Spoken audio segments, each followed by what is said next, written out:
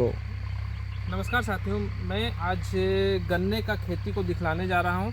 और ये जो हम लोग इसी गन्ने का वैकल्पिक खेती बांस के रूप में हम लोग कर रहे हैं। और इस गन्ने का उपयोग तो लगभग लोग जानते हैं कि इस गन्ने से क्या होता है। आइए देख लीजिए, अंदर इधर काफ़ी बड़े मात्रा में गन्ना लगा हुआ है और मैं थोड़ा सा अंदर जाकर के दिखलाने का कोशिश करूँगा इस गन्ने को। ये जो है गन्ना,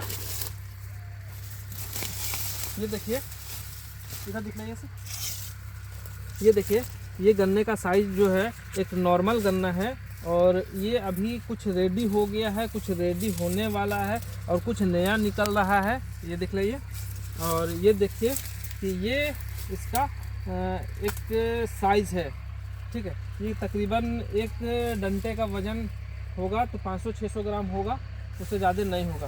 तो ये क्या है, एक बार इसको बोना पड़ता है, मेहनत काफ़ी ज़्यादा होता है। ये बेड बना करके, ये बेड जो है, मैं नीचे खड़ा हूँ, ये बेड बना करके इसका खेती किया जाता है। और एक बार इसको लगा दिया जाए तो ये एक बार कटिंग हो रखा है, देखिए, ये 3 साल तक चलता है। ये कटिंग इस बार किया है, फर्स्ट हार्वेस्टिंग लिया है, ये देख पा रहे हैं, ठीक है। तो ये फर्स्ट हार्वेस्टिंग हुआ है और इस फर्स्ट हार्वेस्टिंग में किसान कुछ कमाया होगा और ऐसे करके कई सारे हार्वेस्टिंग होंगे। गन्ना में लगने वाला एक मुख्य बीमारी है जो कि मैं कटिंग वाले पे दिखाऊंगा।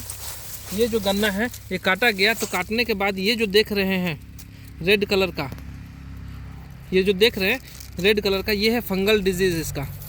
और इसी फंगल डिजीज़ के वजह से आज गन्ने का खेती कई सारे लोग छोड़ने लगे हैं। ये क्या है कि कहीं से भी कोई कीड़ा या किसी तरह का घाव होता है और ये गन्ने को इस तरह से ख़राब हो जाता है। इसमें जितना भी रस है, रस वो क्वालिटी ख़राब हो जाता है, रस उड़ जाता है। तो गन्ने में होने वाले ये मुख्य समस्या है जिसके वजह से आज गन्ना का खेती लोग छोड़ते जा रहे हैं। ये दिख लीजिए, एक फ़ोटो भी इसको क्लिक कर दीजिए बढ़िया सा, सही है, कीड़ा घूम रहा है, ठीक है। ये देखिए, कीड़ा इसमें घूम भी रहा है, रस चूसक कीड़ा है कि नहीं। तो इस टाइप से देखा जाए तो ये बहुत बढ़िया खेती है कि एक बार किसान मेहनत करे और 3 साल तक इसका कटाई ले। गन्ना का उपयोग आज कई सारे क्षेत्र में होता है, जिसमें सबसे ज़्यादा इसका लोड है, उपयोग है तो गुड़ में बनाने में, गुड़ से चीनी बनाने में, मतलब मीठा बनाने में गन्ने का सबसे ज़्यादा उपयोग होता है। और हम लोग चलते चलते भी दिखलाएंगे कि कैसे इसका खेती और कितना बड़े पैमाने पे यहाँ पे हो रहा है। अभी हम लोग भंडरा, लोहरदगा का एक जगह है भंडरा, तो इसी जगह पे आए हुए हैं। ये काफ़ी घना है, खेती लगा हुआ है, जो कि अंदर जाने में भी थोड़ा सा कठिनाई होगा, नहीं तो मैं और कुछ भी इसको दिखलाता। तो ये क्या है, किसान जब इसको लगाते हैं तो ये बाज़ार में जो इसका रेट तय है उस रेट पे इसको बेच देते हैं। तकरीबन रेट इसको मैं देख लेता हूँ, थोड़ा सा रुकिएगा सर। कि गन्ने का ये जो प्राइस है, ये कैसे मार्केट में इसका रेट है, तो ये देख रही है, मैं अभी सर्च किया हूँ गूगल पे, गन्ना ट्री प्राइस पर केजी, तो ये खुल करके आया है 20 रुपया प्रति केजी। ये 1 केजी का कीमत है 20 रुपया और ये एक डंटा तकरीबन आधा केजी के जैसा आएगा। तो समझिए एक डंटे का कीमत 10 रुपया के जैसे बल्क में, थोक में है। और खुदरा में तो जूस वाले अलग अलग रेट लेते हैं। तो ये इसी खेती का वैकल्पिक उपयोग के लिए कई सारे लोग बांस को लगाने लगे हैं। और आज रिच एग्री फार्मर विशेष रूप से बांस का ही खेती पे लोगों को बढ़ावा दे रही है। और रीज़न है कि इसी गन्ना से आज जो एथेनॉल की बात कर रहे हैं, सीएनजी की बात कर रहे हैं, तो इसी गन्ना से सीएनजी गैस भी बन रहा है, जो लोग अपने अलग अलग वाहनों में भरवा रहे हैं। इसी गन्ना का बना हुआ एथेनॉल जो पेट्रोल में आज 10% मिलाया जा रहा है, कहीं कहीं 20% भी मिलाया जा रहा है। और भारत सरकार का मिशन है कि 2035-40 तक पूरा एथेनॉल से ही हमारे सारे गाड़ियाँ चलेंगी। तो उसके लिए ज़्यादा से ज़्यादा गन्ने का खेती पे बढ़ावा दे रही सरकार और किसान कर भी रहे। लेकिन मैं दिखलाया कि इसमें क्या एक समस्या है।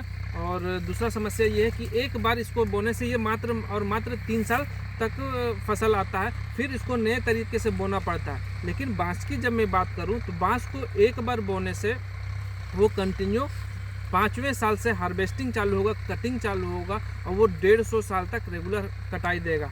तो क्या है कि और इसका बायोमास की मैं बात कर रहा था, तो ये तकरीबन 200 ml 500 ml और 1 लीटर आएगा इसमें बायोमास। लेकिन हमारे बांस की मैं बात करूं तो उसमें बायोमास काफ़ी बड़े मात्रा में आते हैं, क्योंकि बांस कुछ भी है तो 200 किलो 300 किलो 500 किलो और 600 किलो तक भी वज़न है। यदि 600 किलो वज़न है तो उसका बायोमास 400 किलो आएगा। तो इससे कई ज़्यादा बढ़िया है बांस। और एथेनॉल की बात की जाए और कई सारे फर्नीचर की बात की जाए, कई सारे कपड़े की बात की जाए, पेपर की बात की जाए, तो बहुत सारे कुछ बांस से बनाए जाते हैं जो हमारे गन्ने से भी बनाए जाते हैं। इससे कपड़ा नहीं बनता है, पेपर भी नहीं बनता है। और पेपर का कुछ अभी कई प्लेट वगैरह देख रहे होंगे तो इसका ये जो रस्ट बच जाता है, इसका जो वेस्टेज बच जाता है चीनी मिल का, उससे वो बनाया जा सकता है। लेकिन बेस्ट क्वालिटी प्लेट के को भी देखें, इसका sugarcane plate, sugarcane paper के नाम से भी आता है। तो इस तरह का बहुत सारा जानकारी जो है हम लोगों के पास। तो हम लोग आज समय कम होने की वजह से बहुत ज़्यादा शूट तो नहीं कर पा रहे हैं। और ये जो देख रहे हैं गन्ने का खेत, तो यहाँ से किसान भाई से आज मुलाकात तो नहीं हो पाया, यहाँ पे वो नहीं थे, तो मैं और भी ज़्यादा जानकारी आपको देता कि वो कितने समय का फसल है, कितना प्रॉफिट हो रहा है, कितना लागत आ रहा है, और एक एरिया जो है कितना में वो लगाए हैं और हर साल लगा रहे हैं या कितने सालों से लगा रहे हैं, और भविष्य में इसका किस तरह से वो खेती करेंगे। धन्यवाद दोस्तों।